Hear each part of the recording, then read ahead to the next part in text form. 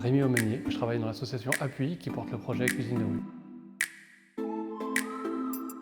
N'importe qui a pris le train et qui est arrivé en gare de Saint-Denis a pu se rendre compte qu'il y avait beaucoup d'offres informelles. On est un peu surpris, interpellé, on se demande dans quelles conditions c'est fabriqué. Est-ce que c'est fabriqué de manière cohérente? Comment c'est cuisiné?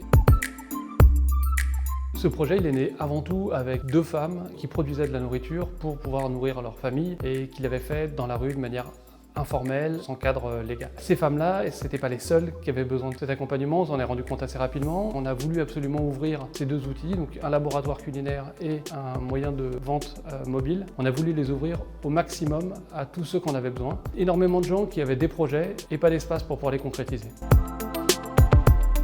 Ouvrir une cuisine à des entrepreneurs, ça ne se limite pas juste à leur donner accès à du matériel. Ce qu'on fait en plus, c'est avoir un accompagnement dédié qui leur permet de répondre à leurs besoins spécifiques. Pour certains, ça peut être choisir le statut de son activité. Pour d'autres, ça va être apprendre les gestes d'hygiène qui sont encore plus importants maintenant qu'avant. Pour d'autres, ça va être encore travailler une recette, découvrir des nouvelles façons de cuisiner, se rendre compte qu'on n'utilisait pas certains outils comme on pensait les utiliser.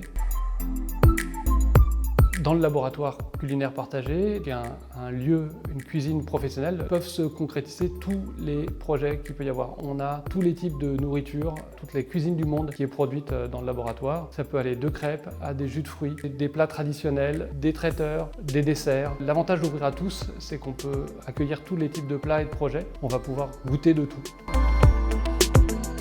Confronter nos problèmes et nos envies à d'autres et de pouvoir faire ce qu'on fait avec les autres personnes qu'on incube, c'est faire rebondir ces idées-là et puis voir où est-ce que ça percute, où est-ce que ça éclot et où est-ce qu'on peut aller. Et puis on fait énormément de choses, principalement dans l'alimentaire. Ce projet Cuisine de rue qu'on porte en interne, c'est une des roues d'un projet beaucoup plus vaste qui vise principalement à permettre au plus grand nombre de pouvoir s'alimenter correctement.